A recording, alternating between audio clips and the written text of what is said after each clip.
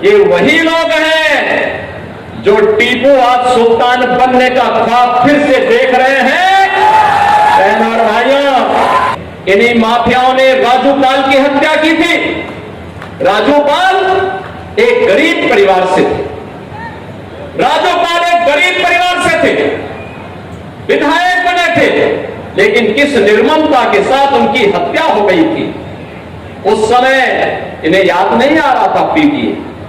प्रयागराज प्रयागराज जनपद की फूलपुर लोकसभा सीट पर श्री प्रवीण पटेल जो हमारे विधायक थे, उन्हें लोकसभा में चुनाव जिता करके भेजा है। और प्रवीण पटेल आज आपकी सेवा के साथ सांसद के रूप में अपनी सेवा प्रदान कर रहे हैं। और इसी के प्रति आभार व्यक्त करने के लिए आज मैं फूलपुर में आया हूं। फूलपुर को इसी प्रकार से जैसे इस इफ्को के अंदर आपको साफ सुंदर वातावरण देखने को मिल रहा है, अच्छी टाउनशिप मिल रही है, एक व्यवस्थित कार्य योजना के साथ यहाँ का प्रबंधन जैसे इस टाउनशिप को आगे बढ़ाने का काम कर रहा है, मैं आपको आश्वस्त करता हूं श्री प्रवीण पटेल फूलपुर को पूरी लोकसभा सीट को इसी तर्ज पर यहाँ के माननीय विधायकों के साथ मिलकर के, महापौर और जिला पंचायत अध्यक्ष के साथ मिलकर के इसी तर्ज पर आगे बढ़ाने का काम करेंगे। लेकिन उनको ताकत तो आपको भी देनी पड़ेगी, आपको भी देनी पड़ेगी। बहनों और भाइयों, कहने की आवश्यकता नहीं, ये प्रयागराज हमारा आध्यात्मिक नगरी है। देश और दुनिया बड़ी श्रद्धा भाव के साथ यहां आती है। मां गंगा, मां यमुना और मां सरस्वती के इस त्रिवेणी में संगम में स्नान करके जन्म जन्मांतर को अपने पुण्यों के साथ जोड़ने का काम करती है। ऐसी पावन धरा जहां साक्षात भगवान प्रयागराज का दर्शन हमें प्राप्त होता है, द्वादश माधों का दर्शन प्राप्त होता है, उनका आशीर्वाद प्राप्त होता है।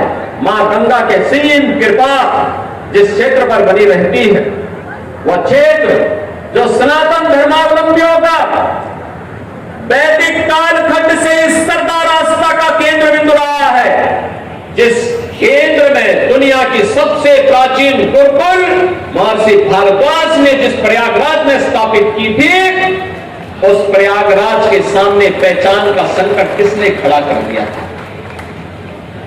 किसने खड़ा किया था?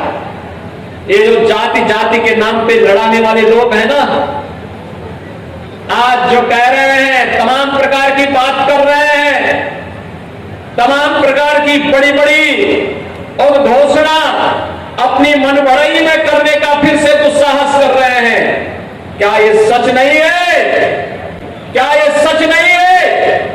ये वही लोग हैं जो टीपू आज सुल्तान बनने का ख्वाब फिर से देख रहे हैं। बहनों और भाइयों, यही टीपू थे जो माफिया के सामने नाक रगड़ करके आपके सामने पहचान का संकट खड़ा करते थे। क्या ये सच नहीं है? इन माफियाओं को गले का हार बना करके प्रयागराज के अस्तित्व के सामने, प्रयागराज वासियों के सामने पहचान का संकट खड़ा करने का काम इन्होंने किया था। ये गुमराह करते हैं। क्या ये सच नहीं? इन्हीं माफियाओं ने राजू पाल की हत्या की थी। राजू पाल एक गरीब परिवार से थे। राजू पाल एक गरीब परिवार से थे, विधायक बने थे, लेकिन किस निर्ममता के साथ उनकी हत्या हो गई थी। उस समय इन्हें याद नहीं आ रहा था पीटीए। राजू पाल मार दिए गए, लेकिन इनको अपनी कुर्सी की चिंता थी। तब इनको अपनी कुर्सी की चिंता थी। तब राजू पाल जैसे गरीब मारे जाते हैं, उमेश पाल जैसे मारे जाते हैं। हम लोगों ने तो कहा कि अपराध और अपराधियों को बख्शेंगे नहीं, जीरो टॉलरेंस की नीति के तहत सरकार कार्य करेगी। हम सुरक्षा सबको देंगे, सम्मान सबको देंगे, विकास सबका करेंगे।